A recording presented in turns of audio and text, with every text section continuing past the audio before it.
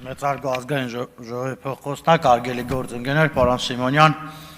ճիշտն ասած, պարոն Դանիելյանի բարձրացած հարցերից ինձ էլ են դիմել բազմաթիվ անգամ, տեսեք ինչա կատարվում։ Նախ հաճույքներին մասնակիցների գաղտնիությունը ըստ էության չի պահպանվում Երևանամերձ շրջաններում եւ եթե մարդը գնում է որ մասնակցի հաճույքին, մեկ էլ 20 հոգի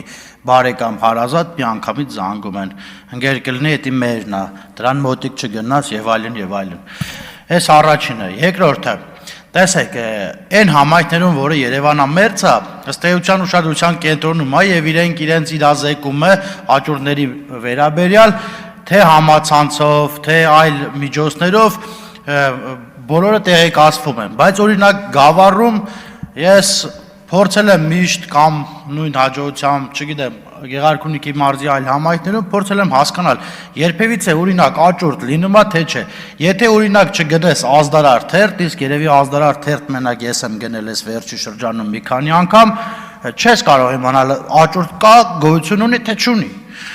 Իսկ ինչ վերաբերվում է այդ ձեր ասած գդերին, այո, եթե դա դառնա բացառապես էլեկտրոնային, բացառապես մարդուն չհանդիպի, մտնի հաճույքի եւ դա լինի իրազեկված բոլորի համար։ Ես վստահ եմ, այդ հողերի արժեքները պատիկներով ավելի են առնելու ու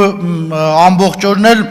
Հայաստանի Հանրապետության հակակոռուպցիոն կոմիտեն չինգնելու հողեր հետ բերի պետությանը, էսի թալանել այն, թալանել երեք չէ առաջի օրը կամ մյուս օրը կամ երեք չեմ հիշում, վարչապետը մի հրապարակում արավ, որտեղ 1.5 միլիոն, մոտավորապես 1.5 միլիոն դոլարի Գավառում հողը հետ բերվել։ Ժորժան, ասենք, այս այդ հակակոռուպցիոն կոմիտեն այդքան որ զբաղվի, կարելի է այս հարցը ընդամենը լուծել այդ էլեկտրոնային մասով եւ այս գնայինը ես լրիվ համաձայն եմ, որ պետք է լինի տվյալ ժամանակվա գինը, շնորհակալություն։